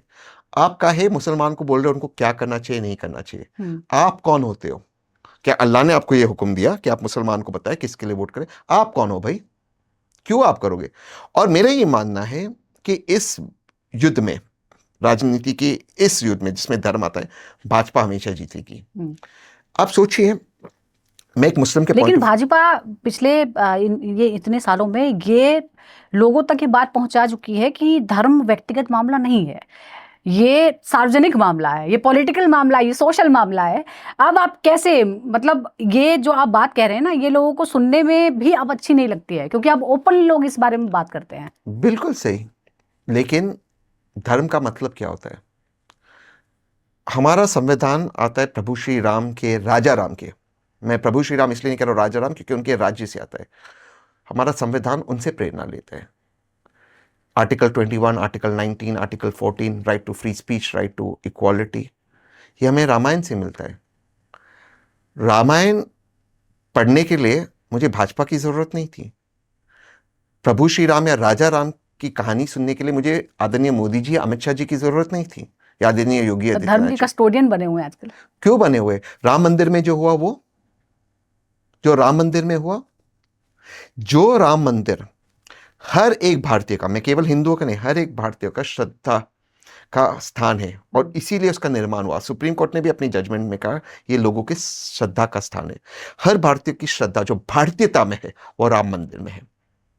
वहां पे जो चंदा चोरी हुई है उसके लिए कौन जिम्मेदार है? नेहरू जी, राहुल गांधी जी, या वर्तमान सरकार? और जिस पुलिस प्रशासन उसमें इन्वॉल्व थी वही पुलिस प्रशासन अब एसआईटी बनी है। एसआईटी है पर एफआईआर नहीं है। सोचिए। और 40-40 लाख जिनकी तनख्वाह 18-20 हजार थे वो हॉस्टल खरीद रहे, वो 20-25 लाख का कर्जा चुका रहे, जो रेड में पैसे निकल रहे वो कहां से निकल रहे? क्या मजाक लगा कर रहा है? आज का जो हेडलाइंस है, मध्य प्रदेश के मुख्यमंत्री ने उज्जैन में एक स्पेशल डेवलपमेंट जोन बनाया, और जो जोन उन्होंने बनाया उसमें जो सबसे मेन जोन है उसमें जमीन खरीदी। उज्जैन, मैं उज्जैन जाता हूं महाकाल। मजाक बनाकर रखा है इन भाजपाओं ने धर्म का। ये धर्म के ठेकेदार है, ये धर्म है। मेरे राजा राम कहते थे, रघुकुल रीत सदा चली आए, प्राण जाए पर वचन ना जाए। ये तो हर चीज में झूठ बोलते हैं। ये मुझे धर्म सिखाए गए। चंपत राय जी जो पूरे केंद्र में है उनको तो डिफेंड करने के लिए सब आ चुके हैं सामने। वही तो सवाल पूछना है इनसे कि क्या है ये राम मंदिर के अंदर। और मैं बहुत प्रैक्टिकल बात कर रहा हूं। कहीं पर भी जहां कैश का लेन देन हो, जहां कैश दान किया जाता हो, जहां कैश अधिक मात्रा में हो, या श्रद्धालु आते, या बैंक हो, या कोई भी चीज हो, कोई भी इंस्टीट्यूशन में, केवल मंदिर की बात नहीं करो, कोई भी संस्था जहां पर कैश का लेन देन हो, प्रोटोकॉल्स होते, एसओपीस होते। आप एक बहुत ही प्रसिद्ध पत्रकार है, मैं कोई गलत बात नहीं कर रहा हूं। जो व्यक्ति आता है, जो कैश को हैंडल करता है, उसकी चेकिंग होती है आते टाइम जाते टाइम। मोबाइल फोन बाहर रखना होता है, कोई चीज आप बाहर नहीं लेके जा सकते। 2 या 3 लेयर की चेकिंग होती है। एक ही व्यक्ति कैश को हैंडल नहीं करता, वो कैश को हैंडल करता है, डिपॉजिट कोई और करता, तीसरा व्यक्ति कोई पेपर बनाता ताकि अकाउंटेबिलिटी हो। एसओपीस होते, कैमरास होते। खास करते राम मंदिर जैसी जगह पे जहां पर इतने श्रद्धालु ने इतना पैसा दिया, वो सारे एसओपीस में आपको कुछ नहीं मिला। सारे एसओपीस टूट गए। वो पुलिस क्या कर रही थी? चेकिंग वाले। वो अकाउंटेंट्स क्या कर रहे थे? वो बैंक वाले क्या कर रहे थे? और इसके पहले भी जब राम मंदिर का निर्माण हो रहा था, जिस रेट से जमीन खरीदी गई थी, कुछ घंटों में ट्रस्ट को जमीन ऊंचे दाम में बेच रहे थे ये लोग, भाजपा के मेंबरान। उसमें भी कोई कार्रवाई नहीं हुई। तो कब तक ये चलेगा? अगर आप, किसने इनको ठेका दिया हिंदू धर्म के ठेकेदार बनने का? किसने इनको अधिकार दिया? मैं बचपन से हिंदू, कहते हैं उनको तो जनता ने दिया, इसलिए बार बार जिता रहे हैं। देखिए, मेरा जन्म एक मुस्लिम परिवार में हुआ। बिस्मिल्लाहिर्रहमानिर्रहीम, अल्हम्दुलिल्लाह रब्बिल आलमीन, ये मैंने क्या ओवैसी साहब की वजह से सीखा। जय हनुमान ज्ञान गुण सागर, जय कपीतिहु लोक उजागर, रामदूत अतिलुत भानवा, अंजनी पुत्र पवन सूत नामा, ये मैंने भाजपा की वजह से सीखा। कौन है ये लोग? कहां से आते मुझे धर्म सिखाते? मौलाना आके मुझे बोलेगा कैसा मुसलमान बनना, भाजपा आके मेरे को बोलेगा कैसा हिंदू बनना। भाई तुम अच्छे इंसान तुम बनो ना, तुम क्यों मुझे सिखा रहे हो? भाई तुम्हारी वजह से मैं सीखा, तुम्हारी वजह से सीखा, मैं बचपन में सीखा। ना उस वक्त आदरणीय अडवाणी जी थे, ना मोदी जी थे, ना ओवैसी साहब थे, ना कोई और था। मैंने धर्म अपने संस्कृति से सीखा, इस महान देश की मिट्टी से सीखा, इनसे नहीं सीखा। और ना ही मुझे इनकी जरूरत है। ना मेरे धर्म में कोई पंडित जी आएंगे, ना मेरे धर्म में कोई मौलाना आएंगे। मुझे किसी की जरूरत नहीं। मेरा रिश्ता भगवान से खुद का है। क्यों ये लोग आएंगे? क्यों मुझे बताइए? लेकिन ये ट्रस्ट डेफिसिट क्यों है? जो आप, जैसे आपने कहा कि मंदिर जब जमीन का अधिग्रहण होता तब भी गड़बड़ हुई थी, तब भी ये बात बहुत उठी थी। लेकिन जो धर्म के साथ जुड़े हुए लोग हैं, या जो एक पार्टी है जो कहती है कि हम धर्म के झंडे बरदार हैं, या बीजेपी, उनके खिलाफ कोई भी बात जो है वो लोग क्यों नहीं आप भरोसा करते हैं? ऑपोजिशन पर, चाहे वो अखिलेश यादव हो या राहुल गांधी हो, उल्टा क्यों पड़ जाता है? क्योंकि लोग परेशान बहुत है। लेकिन ये ट्रस्ट फैक्टर नहीं कि उनकी परेशानी को विपक्ष बेटर सुलझा पाएगा कि नहीं। क्योंकि विपक्ष में जो वर्तमान आवाम देख रही है वो ये है कि उनका केवल एजेंडा है मोदी हटाओ। ये परसेप्शन बन गया है। मोदी जी को हटाना एजेंडा नहीं हो सकता। एजेंडा होना चाहिए कि आप लोगों की जिंदगी को बेहतर कैसे करें। और जब तक एक ऑल्टरनेटिव रोड मैप आप नहीं दोगे तब तक लोग आप पे भरोसा नहीं करेंगे। उस रोड मैप पे डिस्कशन हो सकता है, उस रोड मैप पे डिबेट हो सकती है, उस रोड मैप से लोग इत्तेफाक रखे ना रखे, उस रोड मैप पे वो चलना चाहे ना चलना चाहे, वो अलग मुद्दा है। लेकिन एक रोड मैप होना चाहिए। रोड मैप ये नहीं होना चाहिए कि हमें मोदी जी को हटाना है, ये रोड मैप नहीं हो सकता है। तो वो ऑल्टरनेटिव विजन क्या है? जैसे आपने कहा कि आदरणीय विपक्ष की नेता के जन्मदिन पे अगर वही चीज करोगे जो भाजपा कर रही है, तो आप अलग कैसे हो? मैं पूछ रहा हूं कि उस वक्त क्वांटम कंप्यूटिंग के बारे में क्यों नहीं सिखाया लोगों को? मैं एआई की भी बात नहीं कर रहा हूं, क्वांटम कंप्यूटिंग की बात क्यों नहीं सिखाई?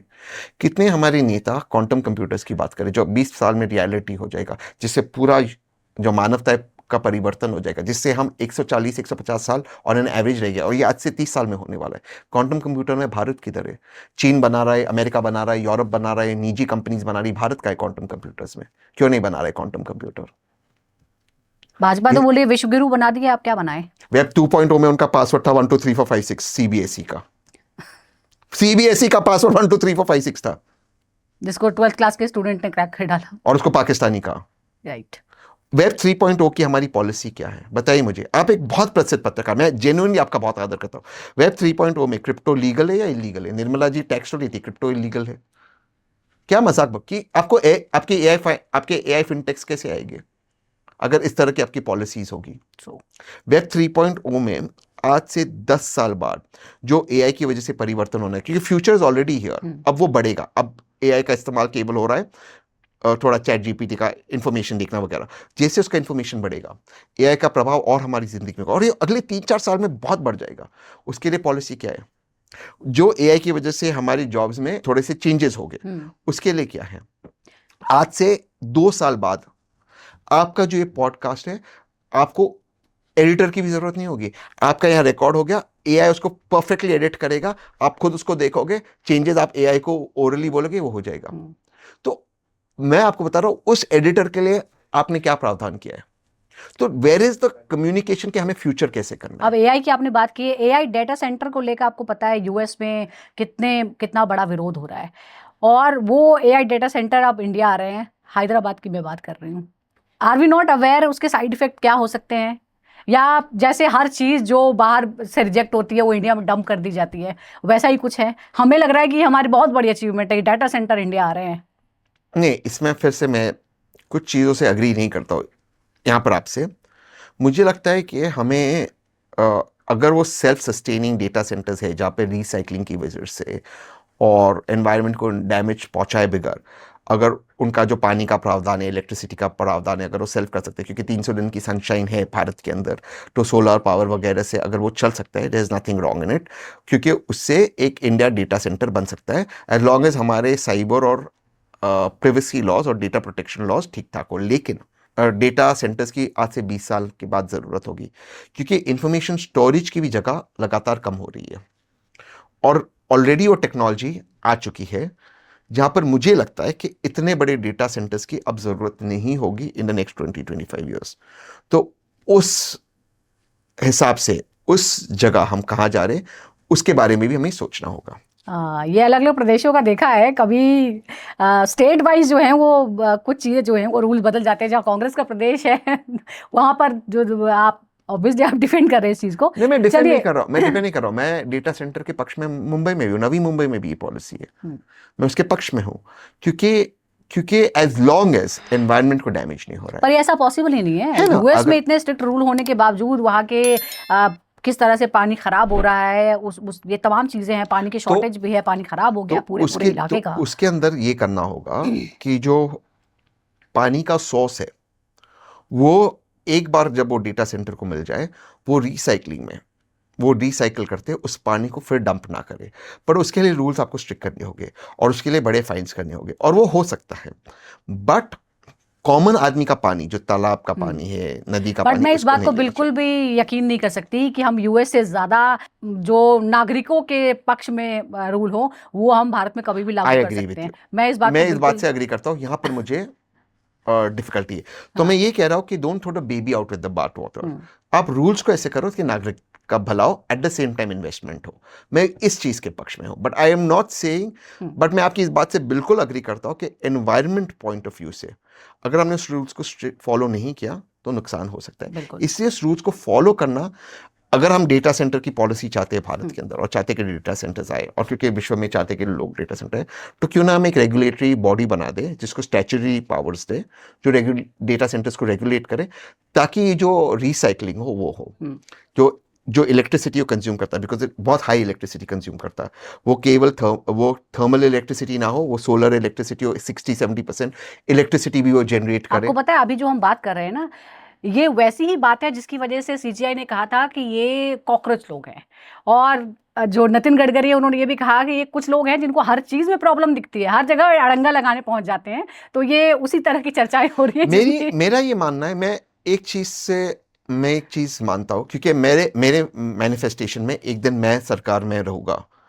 देखिए, मुझे चुनना होगा डेवलपमेंट में और पब्लिक हित में, और दोनों को बैलेंस करना मुश्किल है, बट वो करना होगा। भारत को अपना रास्ता निकालना होगा, केवल वेस्टर्न मॉडल पे हम नहीं चल सकते, क्योंकि वेस्टर्न पैरामीटर्स अलग है। एट द सेम टाइम देखिए, मुझे मेरे देश में जब मैं सरकार चलाऊंगा, मुझे बेरोजगारी हटानी होगी, मुझे 140 करोड़ की आबादी को खाना देना होगा, मुझे उनको नौकरियां देनी होगी, तो मुझे दोनों चीज़ बैलेंस करनी है। मैं सिर्फ एक साइड जाओ दूसरी साइड नहीं, ये मुझे लगता है ये मेरे लिए फेयर नहीं है। मुझे दोनों चीज़ करनी होगी।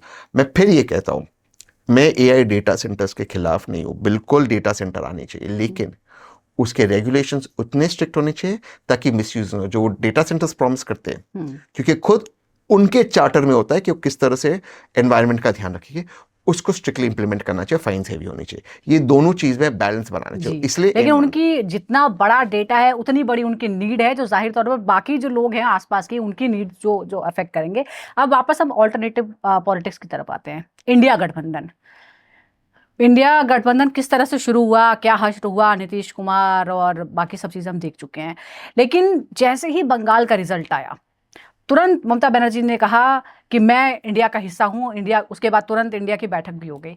आपको लगता है कि ये क्षेत्रीय पार्टियों का जो थोड़ा सा कमजोर होना, चाहे वो आरजेडी का हो, जिस तरह से सीटें घटी बिहार में, या फिर जिस तरह से बंगाल में हुआ है, उसकी वजह से इंडिया मजबूत होगा और कांग्रेस की जो लीडरशिप को एक्सेप्टेंस जो है वो और आसान होगा उसको ले पाना, वो एक छतरी के नीचे आने की जो है, अब वो सब सहमत है कि हाँ ठीक है, हम मानते हैं लीडर आपको। वो ठीक है, बट उसके बाद आपको सड़क पे उतरना होगा ना। जो बिहार में हुआ एसआईआर को लेकर, अन्य मुद्दों को लेकर, कितनी बार सड़क पे उतरे। अभी 2-3 दिन पहले एनकाउंटर हुआ बिहार में, आपने भरत तिवारी का, उसने गन फेंक दिया था। विपक्ष कहाँ है सड़क पर? कहाँ है सड़क पर? एक भारतीय को, मैं फिर से मानता हूं कि उसके पास बंदूक रहना गलत था, पर उसने ऑन कैमरा बंदूक फेंक दिया था ना, कह रहा था मेरा एनकाउंटर होगा, और उसको मार दिया 5-5 गोली। कहाँ है विपक्ष? मुख्यमंत्री ने तो आज कहा है ऐसे ही इलाज होगा। उसका एफिडेविट उसको बोलो निकालने को, मुख्यमंत्री को 7वीं क्लास का रिजल्ट आपको बता दे वो। किस बात का? बिहार बुद्ध की जमीन है। गांधी, मोहनदास करमचंद गांधी वहां से महात्मा बने। उस धरती पर आप इस तरह की बातें कर रहे हो मुख्यमंत्री होकर? आप खुद मुख्यमंत्री का इतिहास क्या रहा है? कौन से केस में उनको रखा गया था?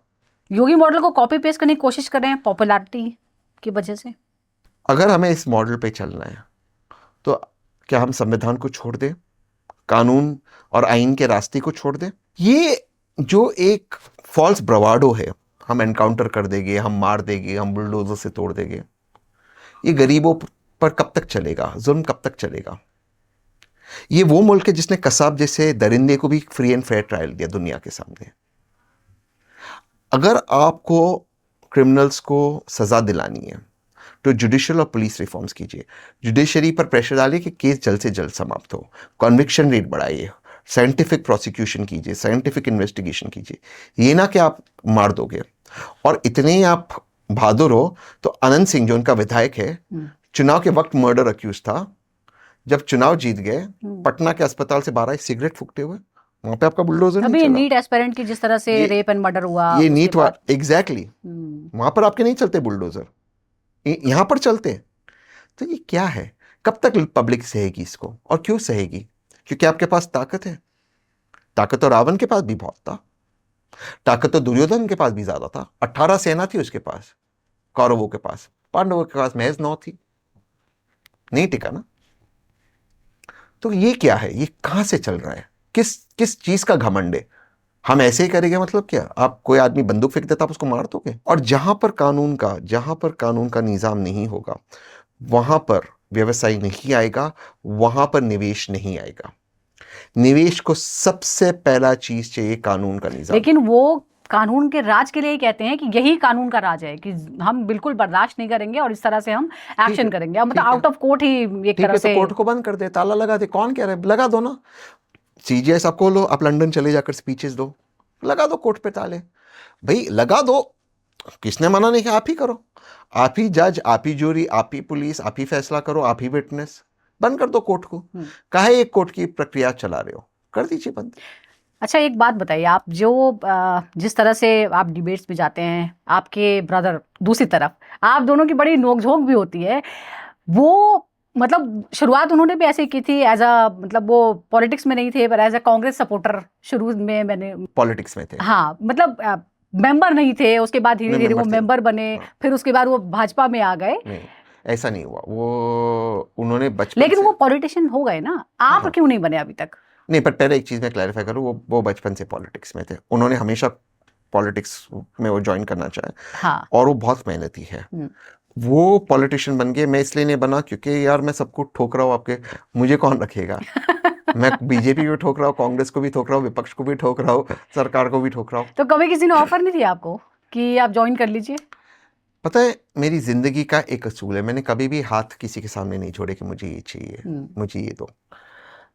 मैं हमेशा मानता हूँ, और मैं एक ही चीज अपने मैनिफेस्टेशन में, मैं अपने जो भी मैनिफेस्ट करता हूँ, मैं जो मांगता हूँ यूनिवर्स से, वो एक ही चीज मांगता हूँ। बाकी सारा मैं मैनिफेस्ट करता हूँ, एक ही चीज मैं मांगता हूँ कि कभी भी मेरे हाथ ऐसा ना हो, हमेशा मेरे हाथ ऐसा रहे।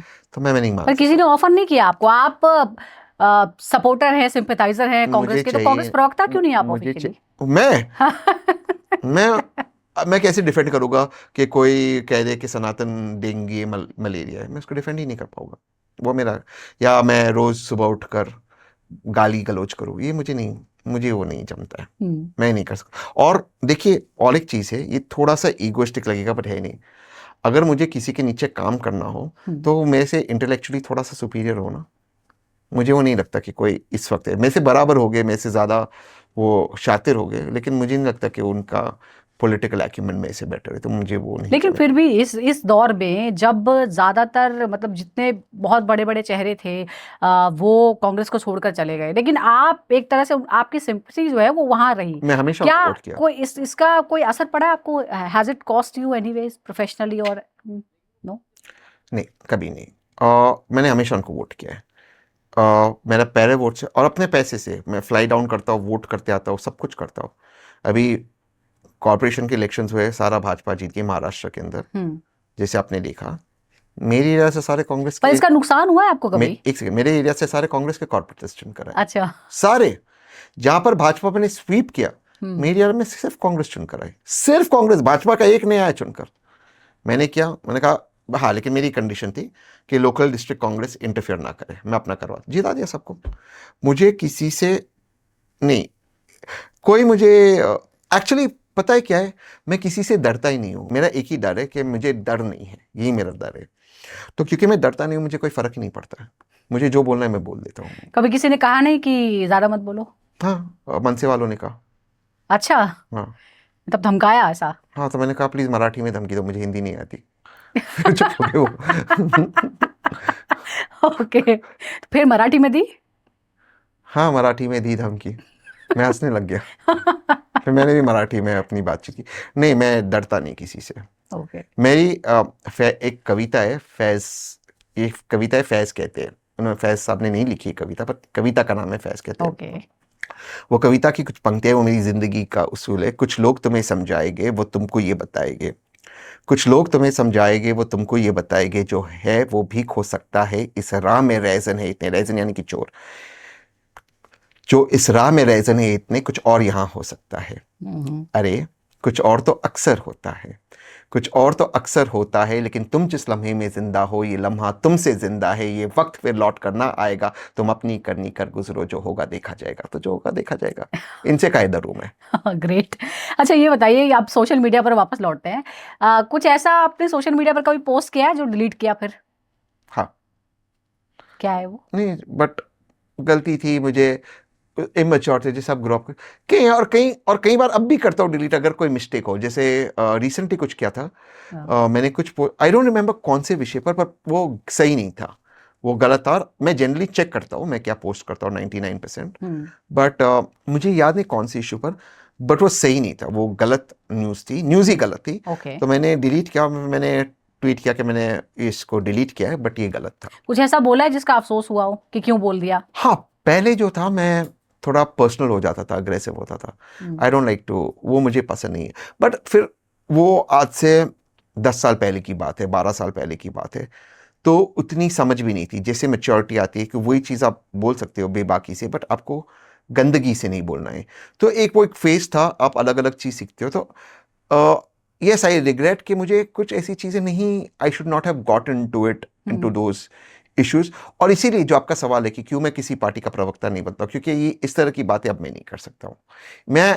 मुझे लगता है हर व्यक्ति का एक ग्रोथ होता है लाइफ में। मेरा ग्रोथ हो चुका है मेरी मेडिटेशन की वजह से वगैरह।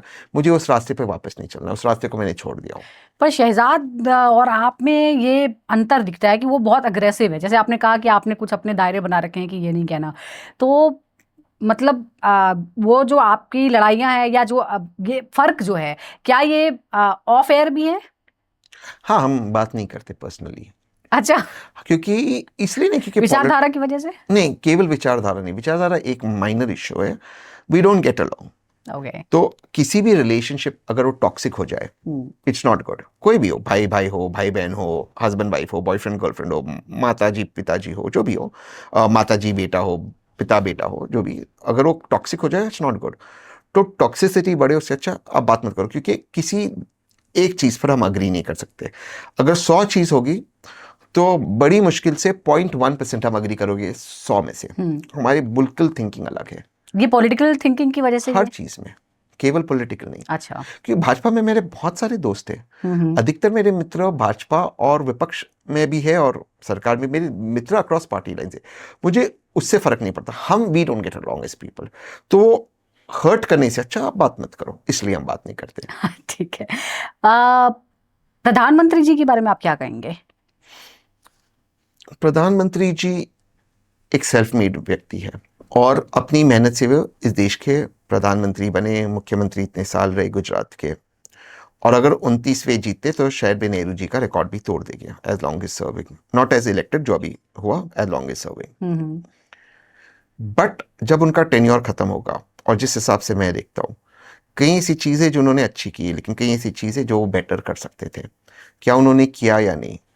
क्या उन्होंने पूरी तरह से जो देश हित में हो वो किया है, या अपनी पॉलिटिक्स को बचाने के लिए भी चीज़ किया है? इसके लिए इतिहास उनको जज ज़रूर करेगा। मुझे लगता है स्कोर कार्ड अभी 70-30 उनके पक्ष में, देखते आगे आगे क्या होता है। बट कुछ ऐसी चीज़ें जहाँ पर मैं डिसअपॉइंटेड हूँ उनसे।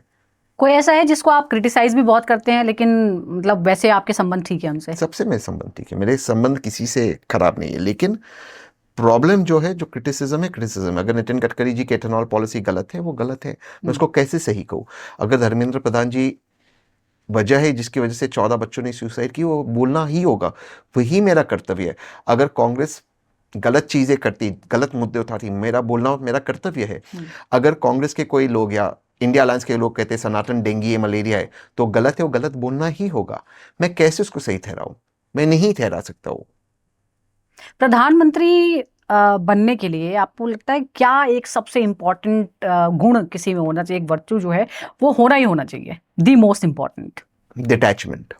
Detachment from family?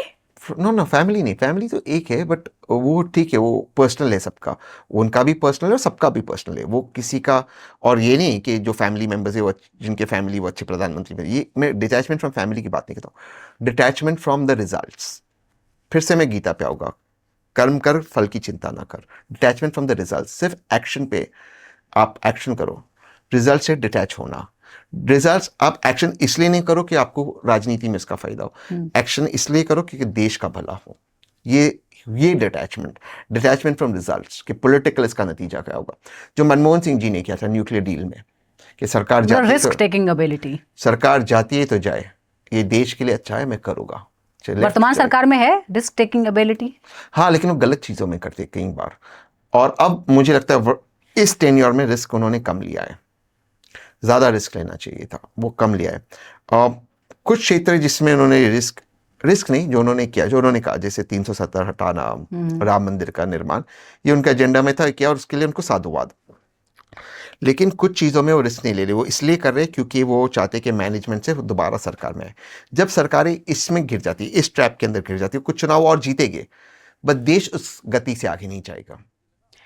अभी एज अ पॉलिटिकल एनालिस्ट, जब से आपने शुरुआत की तब से अब तक आप क्या चेंजेस देख रहे हैं, और आगे 5-10 साल में आपको इंडिया में डेमोक्रेसी की क्या हालत लग रही है? क्योंकि इस बात को लेकर बड़ी चर्चाएं होती हैं कि क्या हम पिछले 10-15 सालों में एज एक लोकतांत्रिक देश के रूप में हम मजबूत हुए हैं या हम कमज़ोर हुए हैं। बहुत सारी ऐसी चर्चाएं हैं, चाहे वो रेटिंग्स की बात हो, बहुत सारी चीज़ें हैं। आप क्या देखते हैं? मतलब आप पॉजिटिव हैं, ऑप्टिमिस्ट हैं? 100% भारत से लोकतंत्र कभी नहीं जा सकता, लेकिन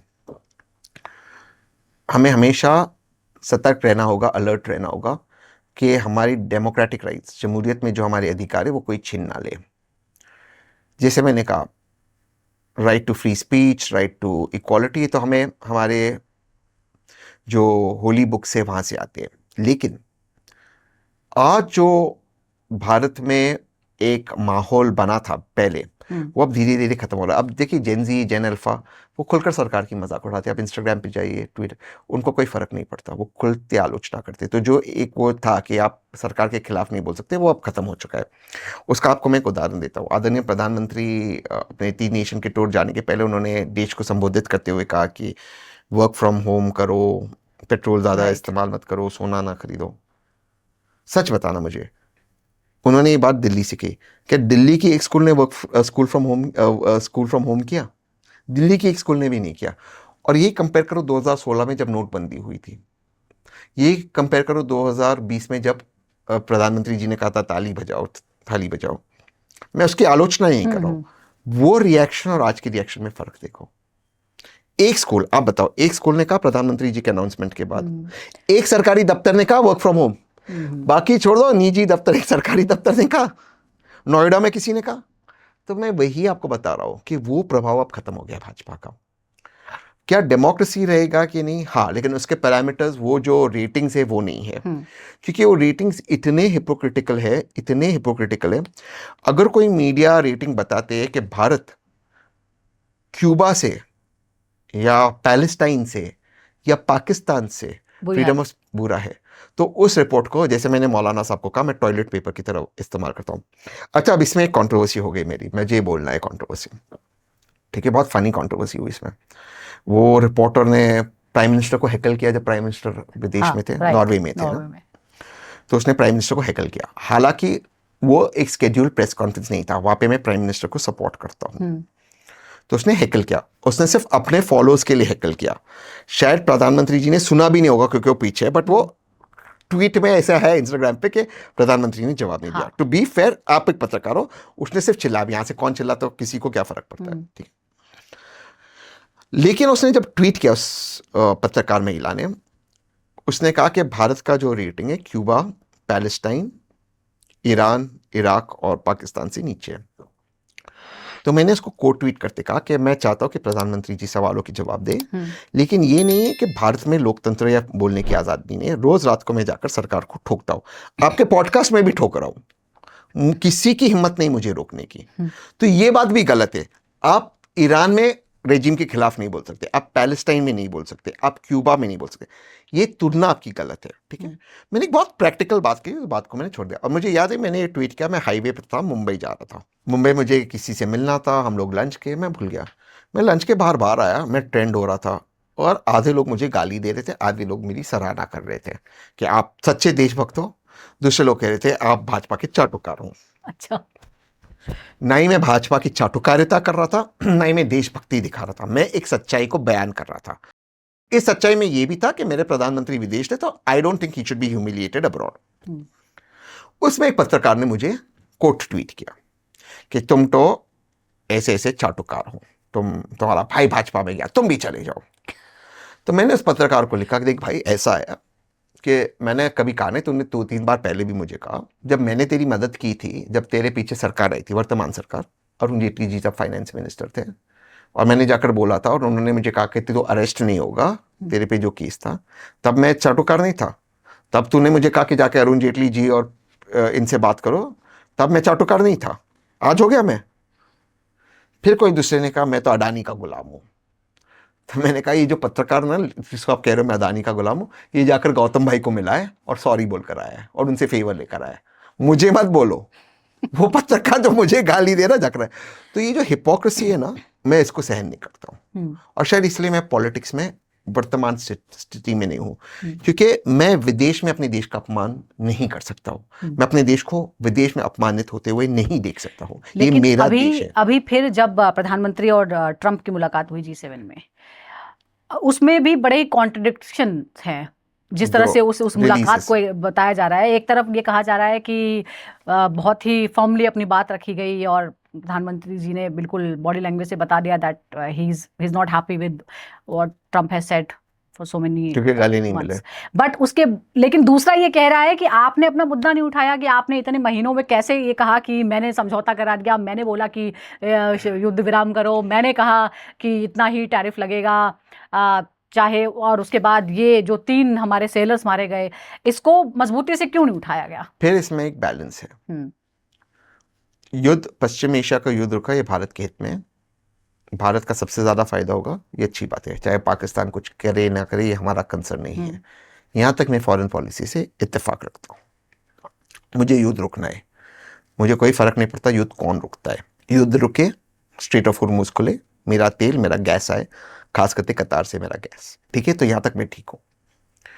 ये बात भी ठीक है कि प्रधानमंत्री ट्रंप के साथ ज़्यादा मुंह ना लगे, क्योंकि ट्रंप के साथ मुंह लगना, मुझे लगता, मतलब आप ये बात नहीं करनी चाहिए, लेकिन आप क्या लड़ोगे? कोई आदमी कुछ भी, जिसकी कोई सीमा नहीं है, कुछ भी बोले। मुझे लगता है कि एक गरीब, जैसे उन्हें अभी इटली की प्राइम मिनिस्टर के बारे में कहा उन्होंने, तो वो उसके मुंह लगकर आपको क्या मिलेगा। लेकिन अब यहां पर मेरा कॉन्ट्रडिक्शन है सरकार से। मेरे 3 भारतीयों को मारा गया और ट्रंप कहता है कि ये होता है युद्ध में। जब इटालियन मरीन्स ने भारतीयों को मारा था कोस्ट ऑफ केरला में, क्या की थी सरकार ने? मनमोहन सिंह जी ने देश को बोला था, उनको अरेस्ट किया था। वो कब छूटे? जब ये वर्तमान सरकार आई और वापस नहीं आए वो मरीन्स। कांग्रेस ने उनको जेल में डाला था। जब हमारी एक डिप्लोमेट को, देवयानी जी को, अमेरिका के अंदर स्ट्रिप सर्च करते, और जो बताया गया कैविटी सर्च, मैं नहीं जानता, बट जो बताया गया था, किया गया था, हमने यूएस एम्बेसी के बाहर पुलिस हटा दिया था, खोल दिया था बैरिकेड मनमोहन सिंह जी ने।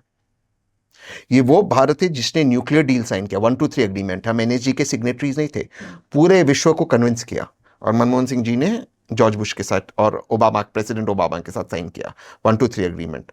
पूरे दुनिया में एक ही मुल्क को एक्सेप्शन मिला है, वो है भारत। ये वो मुल्क है। जब अमेरिका ने फ्लीट छोड़ा था, इंदिरा जी ने बोला 6 फ्लीट लाओ, 7 फ्लीट लाओ, 8 फ्लीट लाओ, हम तो पाकिस्तान को 2 टुकड़े करते रह गए। ये वो मुल्क है।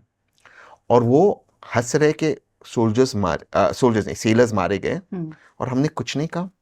इसके पहले भी जो भारतीय को बंधक बनाकर भेजा गया अमेरिकन मिलिट्री प्लेन्स के अंदर, ऐसे हाथ बांधकर, उन्होंने क्रिमिनल ऑफेंस किया होगा अमेरिका में, मैं उसके पक्ष में नहीं हूं, लेकिन है तो मेरे भारतीय ना। हम क्या अपना हवाई जहाज भेजकर उनको नहीं ला सकते थे इज्जत से? बेड़ियां बंधी हुई थी, हाथ पैर दोनों में, और मिलिट्री प्लेन में जमीन पे बैठे हुए थे। ठीक है, मैं मानता हूं अमेरिका में क्रिमिनल्स थे। क्या मैं अपना जहाज नहीं भेज सकता था कि मेरे भारतीयों को मैं ले आऊंगा और इज्जत से ले आऊंगा? और जहाज आपने अमृतसर में उतारा, दिल्ली में नहीं उतारा। इससे मुझे गुस्सा आता है। ये मेरे देश क्या है? देश हम भारत के लोग हैं। इसके पहले भी जो शिप को INS डेना को सिंक किया गया, वो भारतीय पानी में नहीं था, वो कोस्ट ऑफ श्रीलंका में था। मैं बिल्कुल मानता हूं, लेकिन थे तो हमारे गेस्ट ना, हमारे राष्ट्रपति को सलाम करते गए थे। और ये बैक वाटर्स के हम इसके सिक्योरिटी गारंटर है, और अमेरिका हमारा एलाय है, सो कॉल्ड एलाय है। आप हमारे बैकग्राउंड में, हमारे बैकयार्ड में जिस शिप ने हमारे राष्ट्रपति को सलाम किया, चाहे वो श्रीलंका के कोस्ट में हो, श्रीलंका जाता हूं। ये बात सही थी कि वो इंडिया के कोस्ट में नहीं था और इंडिया को नहीं पता था, लेकिन आप मार रहे हो। और फिर वो सेलर्स जब डूब रहे थे, ट्रंप कहते कि हम उनको बचा सकते थे, हमने नहीं बचाया। इस बात की मैं प्रशंसा करता हूं भारत सरकार की कि दूसरे शिप को फिर हमने पन्ना दी केरलम में। वहां पे आई सैल्यूट इंडियन गवर्नमेंट। बट यहां पर उनको मैं सवाल पूछूंगा, दोनों चीज में कोई कॉन्ट्रडिक्शन नहीं, यहां पर आप गलत थे और वहां पे आप सही थे। तो जब राष्ट्रपति ट्रंप थे और वो कह रहे कि ये ऐसे होता है पानी में, ये गलत है, ये नहीं होता, उस शिप को वार्निंग नहीं दी गई थी। और अगर आपको कोई शिप का कार्गो, अच्छा कार्गो शिप था, मिलिट्री शिप नहीं था, आपको लगता है भी वो ईरान का तेल या बिटुमिन ला रहा है, क्योंकि जो 3 शिप थे उसमें एक में बिटुमिन था, 2 में तेल था, तो आप उसके प्रोपेलर्स को मारते, उसके इंजन को मारते, तब तक कतार को आप बोल देते कि फिर आकर इनको रेस्क्यू कर दो और आप शिप को सीज कर लेते, तो मारने की क्या जरूरत थी? This is wrong. और जो गलत है वो गलत है, जो गलत है वो गलत है, लेकिन वो कहा नहीं जा रहा है। आप थोड़ा रैपिड फायर खेल लेते हैं, चलिए, क्योंकि आपने बहुत सारे सिद्धांतों की बात की और आपने कहा है कि क्योंकि आप सबको इक्वली क्रिटिसाइज करते हैं, तो आपके लिए सत्ता इंपॉर्टेंट है या सिद्धांत, रूल्स, सत्ता, एथिक्स? सत्ता। तो फिर आप क्यों नहीं जुड़ते सत्ता के साथ? नहीं, बिकॉज पावर आएगा तभी मैं एथिक्स ला पाऊंगा। अगर अगर अगर कुरुक्षेत्र में भगवान श्री कृष्ण नहीं होते तो पांडव नहीं जीतते। फिर आप खुद पे लागू क्यों नहीं करते हैं? आप तो बाहर हैं।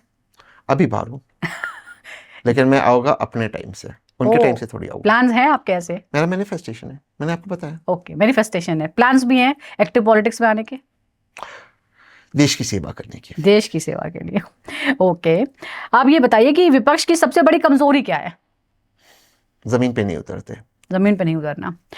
मीडिया क्या लगता है आपको कितना बड़ा संकट है, या सबसे बड़ा संकट मीडिया है भारत की डेमोक्रेसी के लिए?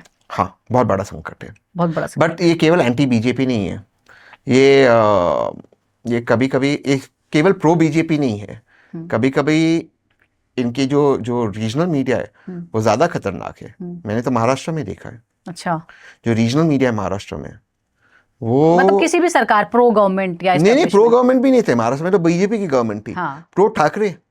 अच्छा, मतलब ऐसे चढ़ाया था ठाकरे परिवार को जैसे पता नहीं कौन है ये लोग। और कितने एडिटर्स ने मुझे फोन किया, आप इनको क्रिटिसाइज मत करो। मैं भाजपा को कह रहा हूँ भाजपा को हराओ, लेकिन इनको मत जिताओ, इनका कोई वो नहीं है, मराठी मानुस के लिए कुछ नहीं किया। इतने एडिटर्स ने कहा आप ऐसे उनके बारे में मत बोलो, वैसे मत बोलो, आप बीजेपी का साथ दे रहे हो। भाई मैं बीजेपी का साथ, बीजेपी भी बाहर, ये भी जा, मैं आऊंगा, कांग्रेस आनी चाहिए। नहीं नहीं नहीं, गलत है। कांग्रेस वालों को कवर किया इन्होंने महाराष्ट्र में, जबकि सबसे ज्यादा एमपीज कांग्रेस के महाराष्ट्र में। अभी एकनाथ शिंदे जी के टूट गए, मैं तब की बात कर रहा हूँ। कोई मर्जर देख रहे हैं आप? जैसे बातें उठती है कभी टीएमसी के, एनसीपी के बारे में, शिवसेना के बारे में। नहीं यार प्लीज मत करो ये सब, ये मर्जर करोगे ना, इन लोगों का कोई भरोसा नहीं, खास करके एनसीपी का। अच्छा, वो कांग्रेस को महाराष्ट्र में, पश्चिम महाराष्ट्र में किसने कमजोर किया? अब उन्हीं को वापस लाओगे पर साथ और वही नेता बनेंगे और वही सर पे बैठेंगे। कांग्रेस से ही थे ना। फिर कांग्रेस को तोड़ा अपनी सत्ता के लिए, अब अपनी सत्ता के लिए वापस आएंगे और सर पे बैठेंगे। तो कांग्रेस कार्यकर्ता क्या करे, भाजपा के कार्यकर्ता क्या देता, सिर्फ खुश हो क्या? क्यों, क्या जरूरत है इनकी? अगर इतने ही सक्षम थे तो अपनी पार्टी को क्यों नहीं बचाए? अपने तो पार्टीज में डांस कर रहे हैं ये लोग और दूसरे के पार्टी में आकर उनको नहीं, ये नहीं। और मैं आप हाल पे एक बताता हूँ आपको, एक छोटा सा, बहुत डाइवर्ट है, ज्यादा लोकल होगा। अभी एमएलसी इलेक्शन जो है, लेजिस्लेटिव काउंसिल के इलेक्शन, वो डायरेक्ट इलेक्शन थे पुणे के अंदर। एनसीपी शरद पवार जी ने अलायंस का कांग्रेस के साथ वो सीट लिया, उनका कैंडिडेट ने विड्रॉ कर दिया। तो मुझे नहीं लगता ये, आई am not for this merger. क्यों? आप मुझे बताओ, मैं जेन्युइनली पूछता हूँ कि आदरणीय शरद पवार जी के आने से और उनके पार्टी आने से क्या बेनिफिट होगा कांग्रेस को? मुझे समझना है। वो नेता बन जाएगा, फिर वहां पे भी नेता, यहां पर भी नेता, तो कांग्रेस कब लड़ेगी चुनाव? फिर अगर मुझे पुणे से लड़ना है तो शरद पवार डिसाइड करेंगे कि मैं लड़ूं या नहीं। अच्छा, आप ये बताइए कि कोई एक ऐसा नेता जिसके आप खूब आलोचना करते हैं लेकिन खूब सम्मान भी करते हैं? मोदी जी। मोदी जी, बहुत ज्यादा। ओके। और मैं इसलिए उनका सम्मान करता हूँ क्योंकि मैं मानता हूँ कि as a prime minister he is been decent. ठीक है, उनकी बहुत सारी पॉलिसी से मैं इत्तेफाक नहीं रखता, but he is decent as a prime minister. अभी जो राजनीति है उसमें अगर कुछ एक चीज आपके बस में हो बदलने का, तो सबसे इंपॉर्टेंट चीज क्या बदलना चाहेंगे? नेपोटिज्म। Nepotism, okay. फिर तो कांग्रेस से शुरुआत होगी। सब नेपोटिज्म सारे देश को खराब कर रहा है, सिर्फ पॉलिटिक्स में नहीं। आपके स्पोर्ट्स बॉडीज देख लो, ओवरऑल क्रिकेट बॉडीज देख लो। आप ये बताइए कि आपके बारे में कोई ऐसी कोई गलतफहमी जिसे आप दूर करना चाहते हैं? जिसको जो रखना रखे, मुझे क्या फर्क पड़ता है। But think about me. अच्छा बुरा, जस्ट थिंक अबाउट मी। हाँ, don't ignore me. Don't ignore me. Great great, बहुत बहुत शुक्रिया आपका। बहुत आज हमने बहुत इंटरेस्टिंग बातें की, और जो हमारे दर्शक हैं उन्होंने भी तहसीन पूनावाला ऑफ एयर क्या हैं, कौन है, उनकी पर्सनल लाइफ से भी जुड़ी हमने आज चर्चाएं की हैं, और बहुत बहुत शुक्रिया आपका। और मैं चाहूँगी कि अंत में एक बार जो हमारे चैनल से जुड़े हुए लोग हैं, जो हमारे दर्शक हैं युगचरण, उनके बारे में भी आप कुछ मैसेज देना चाहते हो, पॉलिटिक्स के बारे में या लोगों के बारे में या डेमोक्रेसी के बारे में, तो आप प्लीज़ कहिए। जितने भी आपके व्यूअर्स हैं, जितने भी आपके सब्सक्राइबर्स हैं, उनको मैं एक ही चीज़ कहना चाहता हूँ कि ये मुल्क हमारा मुल्क है, ये मुल्क हमसे बनता है। और जैसे मैंने इस पॉडकास्ट में कहा कि संविधान के पहले 4 अक्षर है हम भारत के लोग। तो जो भी बातें आपको रखनी है शालीनता से, लेकिन रखिए, मजबूती से रखिए। सवाल पूछना आपका अधिकार है, और ये अधिकार आपसे कोई नहीं ले सकता। और ऐसे चैनल्स को आप देखते रहिए, क्योंकि इसी चैनल के माध्यम से जो एक्चुअल देश की बात है वो सामने आएगी, ना कि धर्म और जाति की बातें। Thank you so much. Thank you.